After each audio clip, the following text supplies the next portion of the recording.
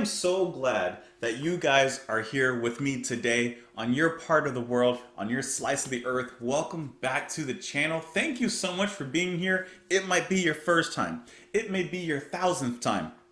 Might be your last time. But whatever time it is, thank you so much for joining me here today as we embark on an album reaction that is Prince, Purple Rain, 1984, sixth studio album. Always seen this album cover, of course. I do know the song Purple Rain, but I don't know anything about Prince, like musically. I've watched a lot of interviews with him. I've, of course, seen the Chappelle Show skit featuring Prince and some related stories. I've seen a lot of live interviews and such with him, but I've never actually sat down and listened to an album. So that is what we're going to do today. Just to get things straight ahead and out of the way, I can guarantee you that on YouTube this will be edited. Because I even know before Wade doing this channel that Prince's music had a huge copyright issue. To be honest, I've been wanting to listen to this album, but that's kind of scared me. Because, you know, there's a difference between copyright claims, which are normal, songs that get blocked. Okay, I'll just use Patreon, which we're going to do today. But there seems to be something extra with Prince, and I don't want, you know, labels coming after me and that kind of thing. But today we're going to risk it for the biscuit. So hopefully everything is okay, but I can guarantee you that this will be edited here on YouTube, but you can watch it for free on Patreon. So just click the link if you want to watch the whole thing with the music and everything, which, like I said, that is available for free. But if you do want to support the channel, if you do want to support what I do, you can sign up over there for as little as $2 a month. Helps me out a great deal in what I do here on my part of YouTube. So, Purple Rain, I'm looking at the track listing. Actually, I just closed the Wikipedia page. Oh, okay, I can look at it here. So, like I said, I do know the song Purple Rain. I do know When Doves Cry. And otherwise, looking at the rest of the track list, at least title-wise, I don't think that I know anything else from this album. So this is going to be, as far as I know, overall a pretty much pure first listen to the album. So I'm excited. I've heard a lot, obviously, a lot of good things about this album. So let's just listen. I know it's Purple Rain. I'm in green. I'm drinking a green drink. My pants, hold on, I'll stand for you. Listen, my pants, what is this? Teal? Green? I don't know what it looks like on camera. To me, it's green. So I'm all green, but we're listening to Purple Rain. I don't have any purple shirts. Actually, I guess I do. Anyways, that's what we're doing today. Hope you guys are here for it. Thank you so much for being here. Hope you grab a snack, grab a drink, grab a friend. And we're going to sit down and invest some time into this. Relax a little bit. Take a deep breath from the work week. Enjoy some music. So let me go ahead and put my headphones on before we listen to the first track, which is going to be Let's Go Crazy. Here we go.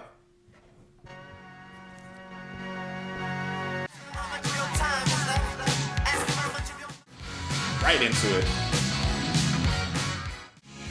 I like those synths that come into this pre-chorus. I like that organ a lot and how it sounds amongst the synth. Woo! Okay, well that's the first track right there. We started off at Sunday sermon, church service, with a little bit of a sermon going on. Then we stepped down from, what is it, the pulpit? We stepped down from the stage and we went straight to the dance floor.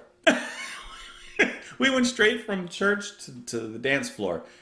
I love how energetic that opening track is. It's a great intro, sets you up in a certain way, but then we get right into the groove, the party, the swing of it all. Because this track does have swing. I really enjoy how the organ was used at the beginning to, of course, enact and reenact, I should say, that church service. And then the synths come in on the dance floor section, like the party throughout. But at the end, you get a lot of moments where the organ actually comes in with the synth, and you kind of get a nice marriage between the two. So I don't know anything about this album. I'll dive into it a little bit, but it's like a nice mixing, I guess you could say, of like a spirituality in different ways, whether from a religious point of view, but also from a music and artistic point of view. I just thought that was really cool. The synths are bouncy. That little nice shredding guitar solo at the very end, you got a little bit of that in there. I'm kind of hoping for more because I've heard a lot about Prince's guitar skills, and I would like to hear a little bit more of that. But this was definitely one of those tracks that you will find yourself going crazy on the dance floor listening to. This sounded like 80s.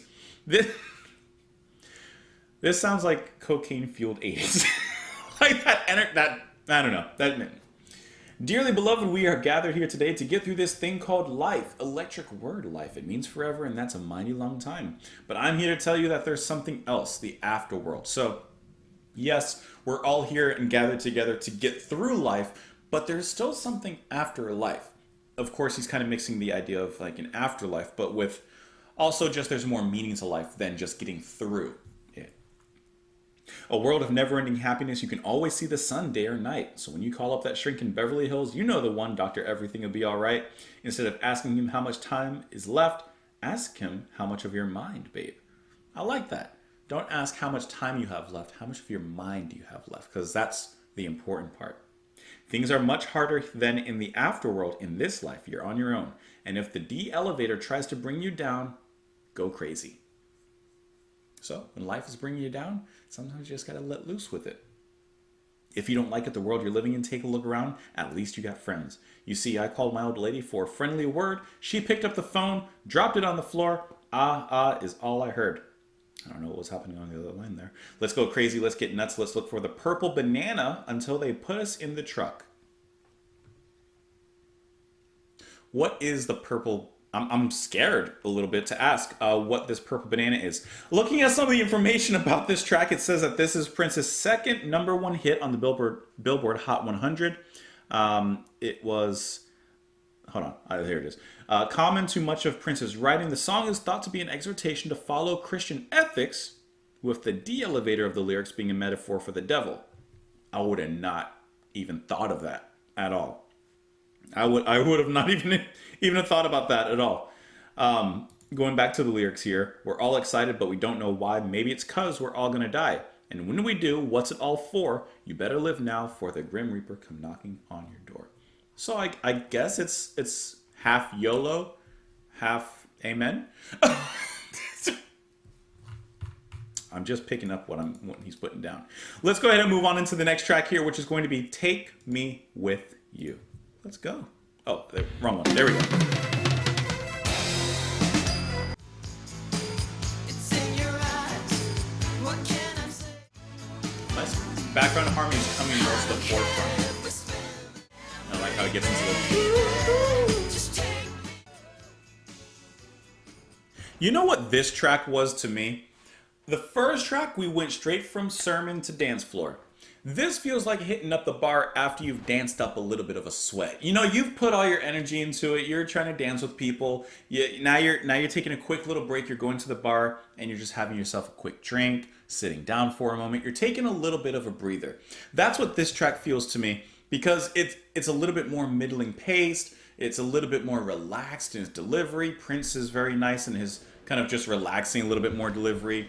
Then you have a female singer, who I'm going to try and find out who exactly that is, who I like kind of starts out in the background of the verse, but then eventually pushes towards the foreground, and then is kind of like in, not cohorts, or cahoots rather, but like a kind of, I guess you could say duet between the two. And I really like how her voice is higher, his is kind of a little bit lower. Occasionally he'll add a little bit of falsetto, a little there.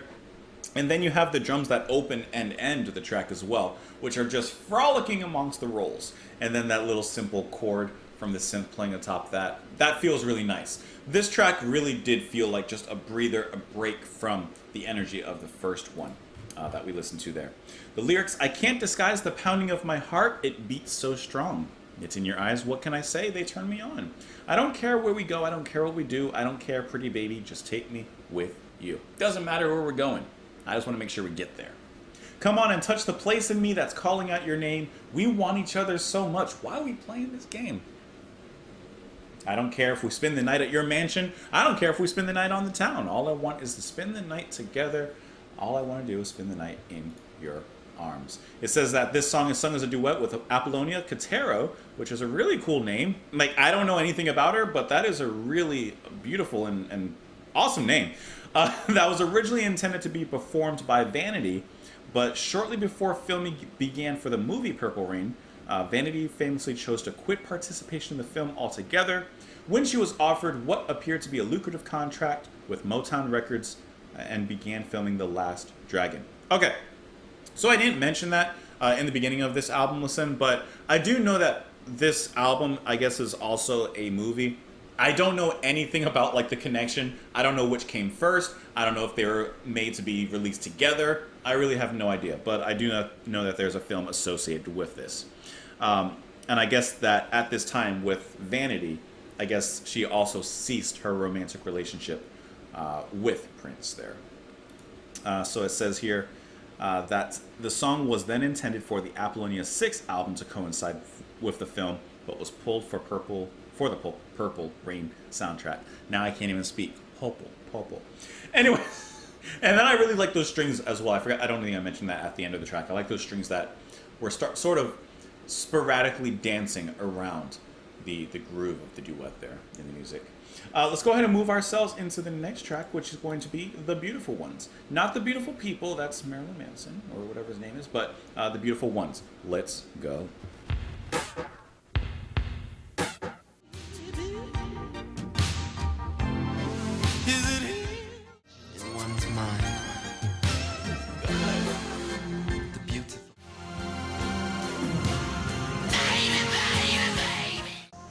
We are 3 tracks in, but I can tell you that is my favorite track so far.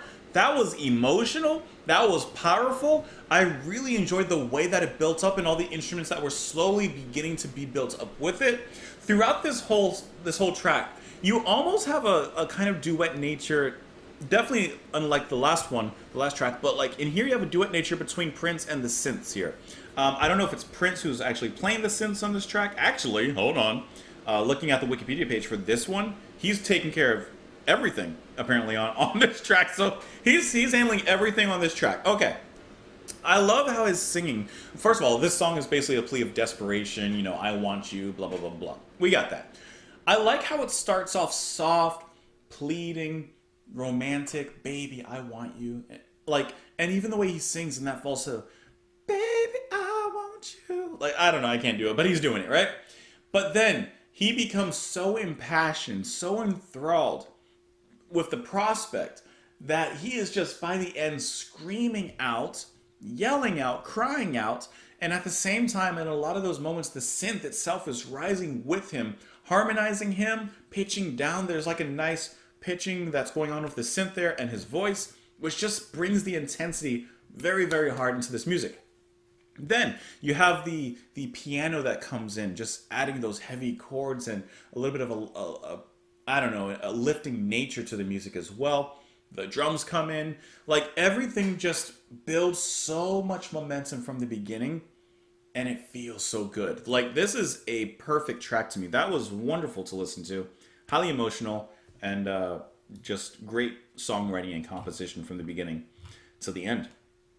Baby, baby, baby, what's it gonna be? Baby, baby, baby, is it him or is it me? Don't make me waste my time. Don't make me lose my mind. Listen, the lyrics, there's nothing like deep to like dig into, to really look at. It's pretty straightforward, but it's the emotions that he brings in the actual delivery of those lyrics and musically that really make it right. Can't you stay with me tonight? Don't my kisses please you right? You were so hard to find. The beautiful ones, they hurt you every time. He just keeps on getting hurt by the beautiful ones.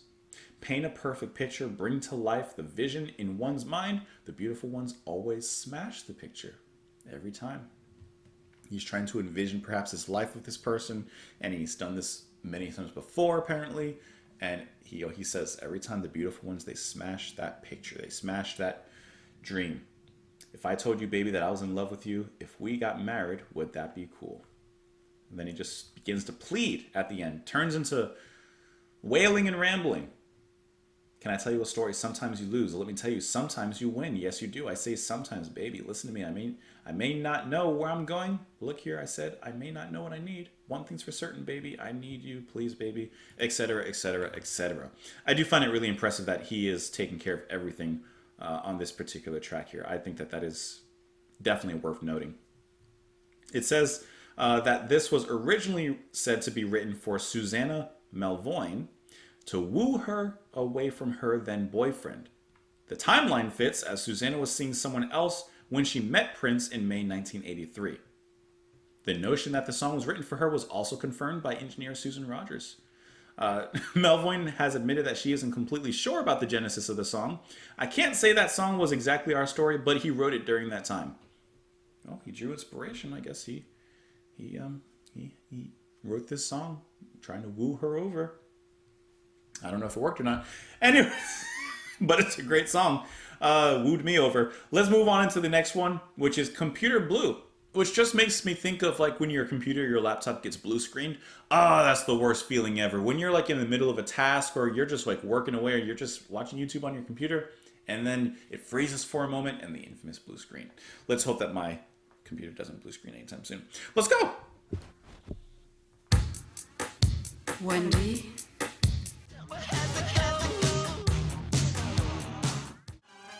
Such futuristic like sounds.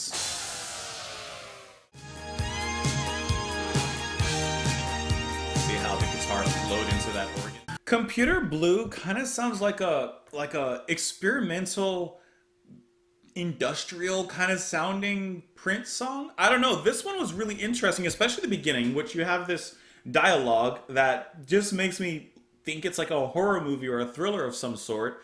And then even after that, it doesn't really lit up too much. It's catchy, absolutely. It has that industrial nature to it. But all the synth work is kind of experimental and in like a very different direction. This makes me think like when people heard this for the first time, like you would be thinking, wow, this is the sound of the future. This is wild.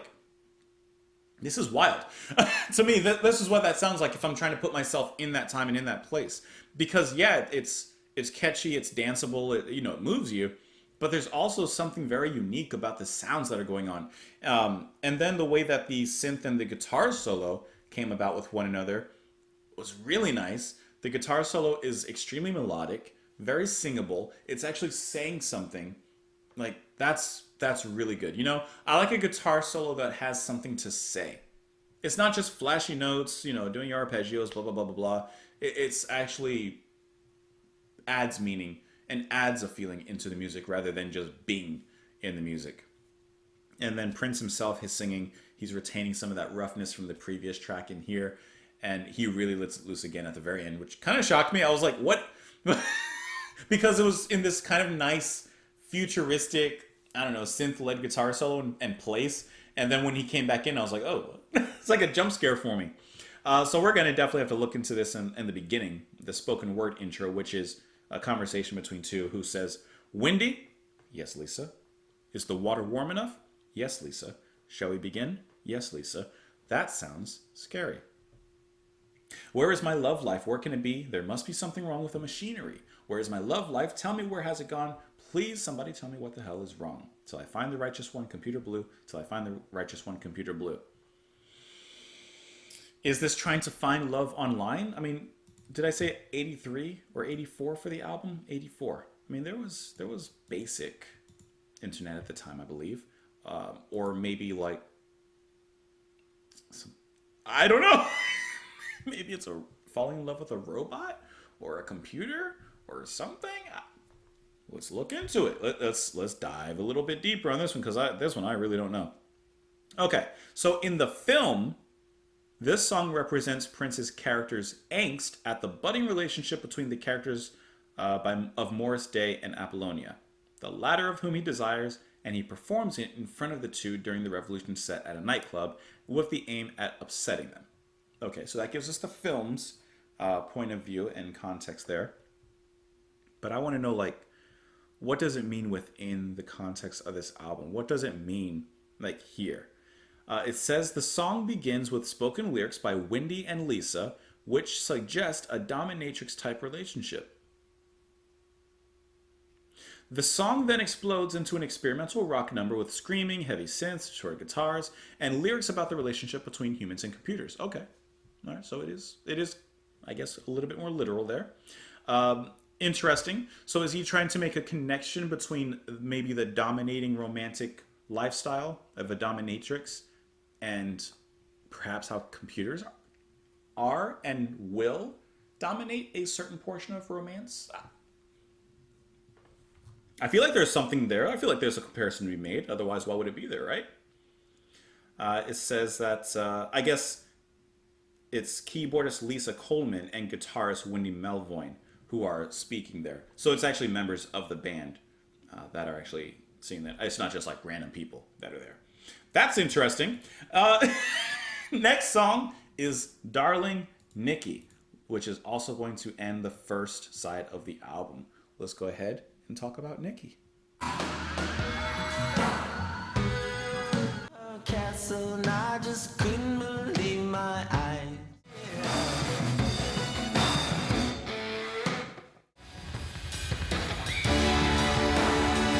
This is pushing forward. Okay, we gotta talk about Nikki. We gotta talk about Nikki for a moment. Oh man, almost lost my hat. What a random situation this was. What a random encounter this was.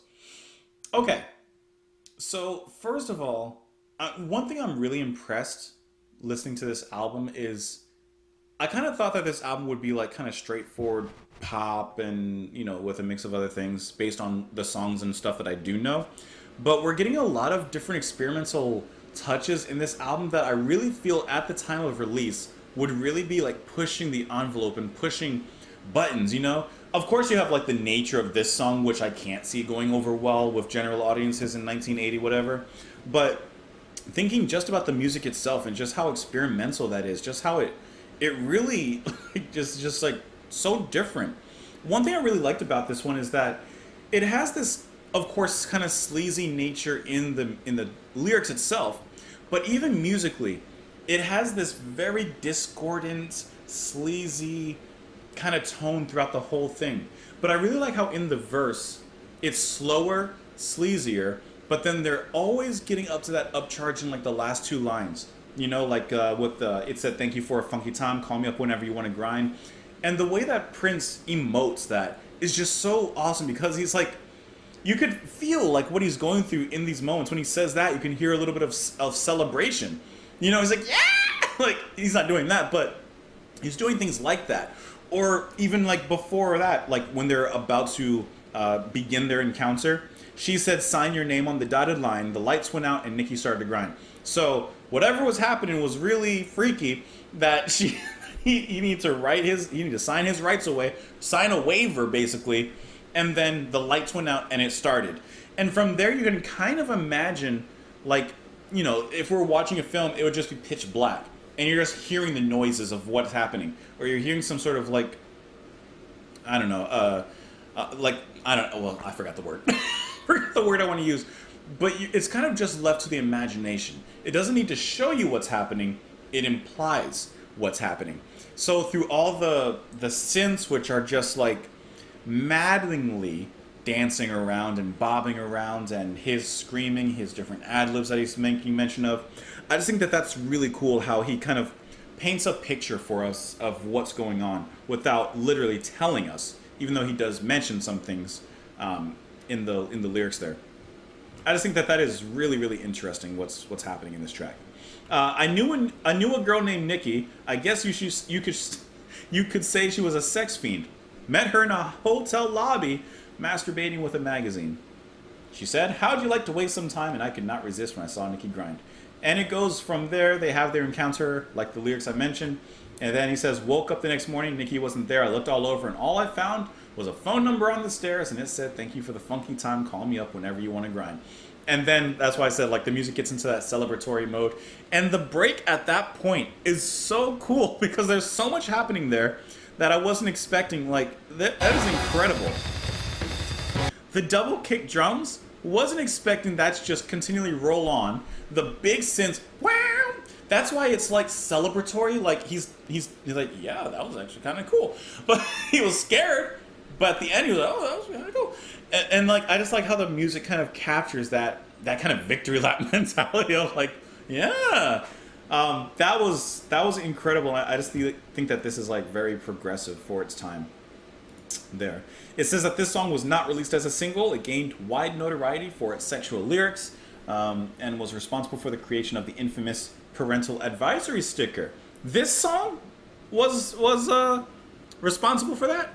I always thought it was I can't remember which song I thought it was, but I thought it was a different song that was actually responsible for that. But I could be wrong, obviously. Um, I can see that they were probably mad about this one. And on this track, guess who's doing everything again? Prince himself. Hey, that is side one of the album. We're about to move on to side two with the ever popular When Doves Cry. This one I do know.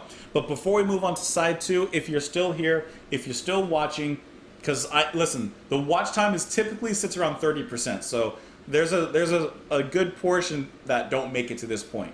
But if you're still here, in the comments, I need you to tell me which magazine you thought it was. Okay, When Doves Cry.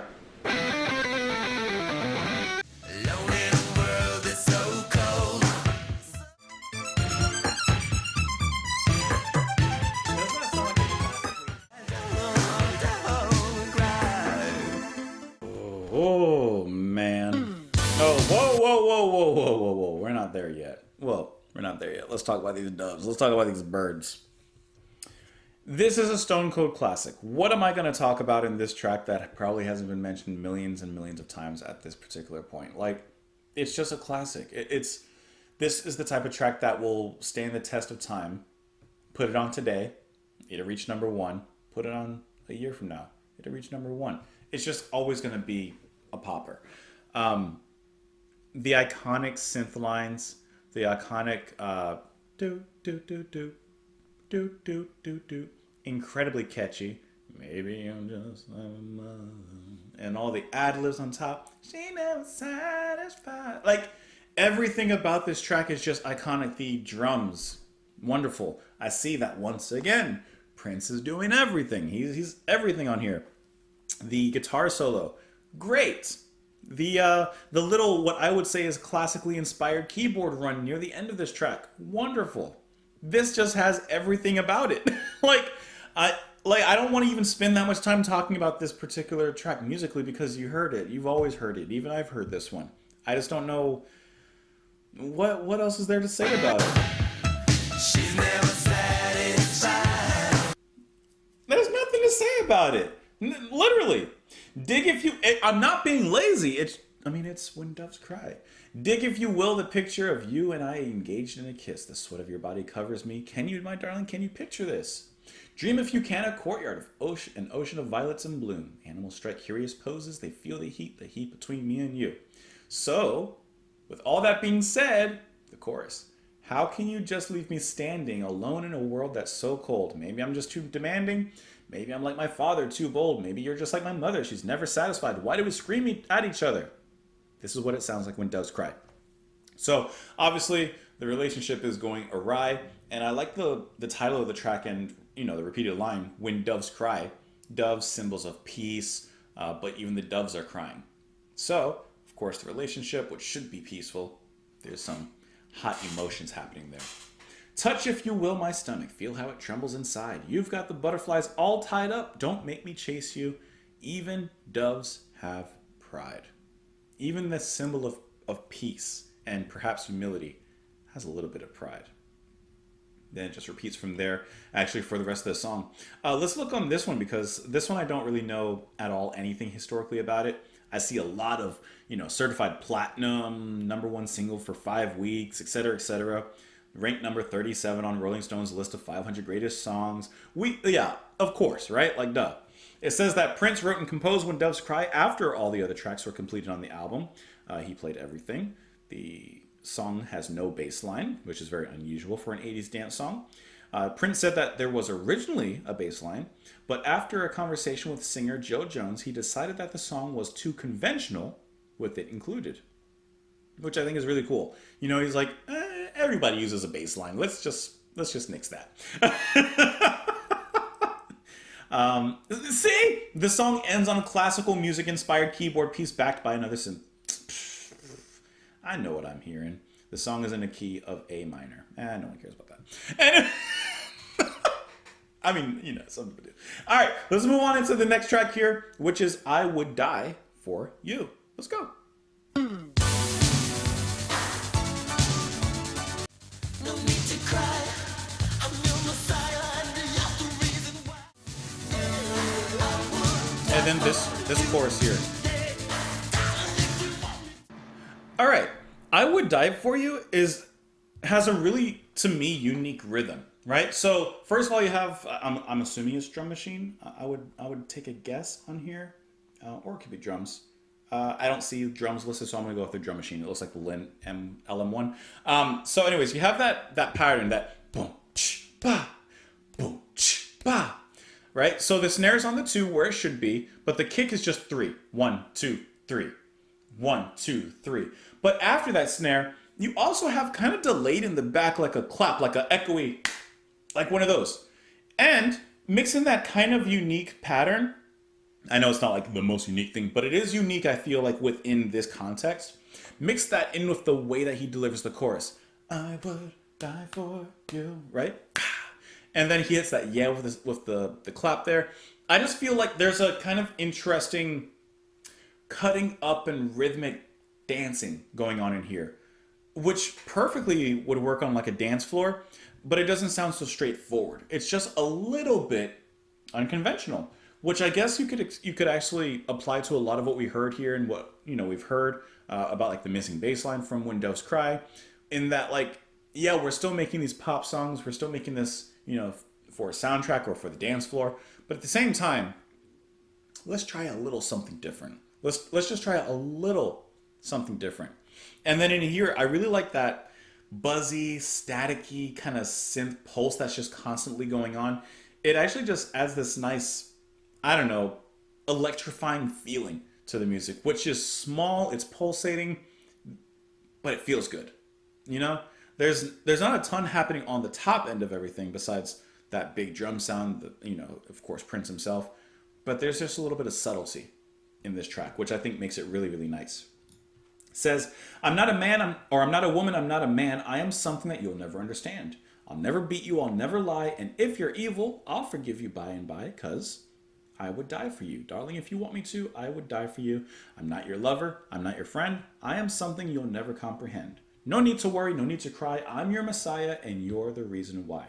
So whoever this is, he's just saying that, of course, he would die for them. So, and he says they're not a lover, not a friend. So maybe I can make the argument, going back to his Christian faith, that he would just put down his life for anyone, basically, just because perhaps that's what he's been taught. I don't know.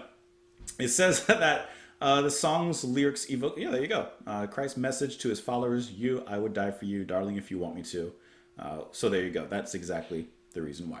And this track, you actually have a lot of different people playing on here: Prince, Wendy Mulvoine, Lisa Coleman, Matt Fink, Brown Mark, Bobby Z.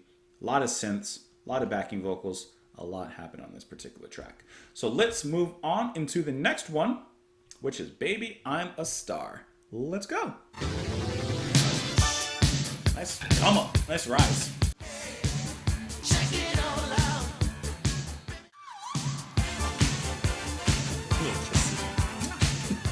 out. Okay, like I said from the very beginning on this track, you immediately have a live feeling because you have the crowd noises that you hear just like faintly in the background. And this whole track is just a celebration to me.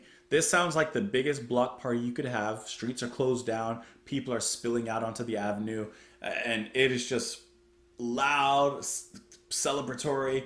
It reminds me of like what I've seen of like, New Year's Day celebrations or New Year's Eve celebrations on like Times Square and places like that, where it's just a mass of people. That's where I can see this happening. This is Prince on stage singing to the masses and everyone just in that incredibly happy party mood. I don't think that there's anything like the other tracks that sticks out to me besides that mood, because it just feels like a giant fiesta. It just feels like a big old party on the town. I like the synths, obviously. I like that little bit of a solo we got at the end. That's nice. I like the little pauses that happen. The woo, and then you go, ba ba, just get right back into it. This just sounds like ringing in the new year to me. And the lyrics, there's not too much to go over on this one. Hey, look at me, or look me over, tell me, do you like what you see? Hey, I ain't got no money, but honey, I'm rich on personality. Check it all out. I know what it's all about. Before the night is through, you will see my point of view. Even if I have to scream and shout, baby, I'm a star. I might not know it now, but I am a star. Don't want to stop till I reach the top. And really, the lyrics just continue on down that specific path. And I like the line, like, I ain't got no money now, but, which I'm sure at this moment was probably not true, but, you know, taking point of view and taking a few liberties from maybe a yet unknown star, or perhaps he's singing about himself in the past, before he made it, before he got the fame, etc., etc. No.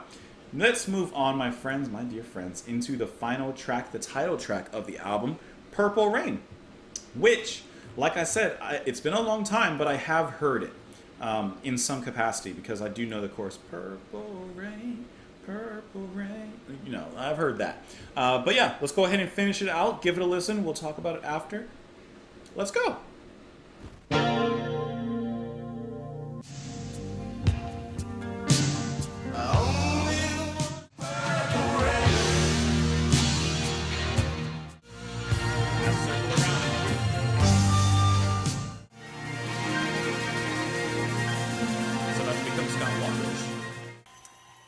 I mean, it's Purple Rain.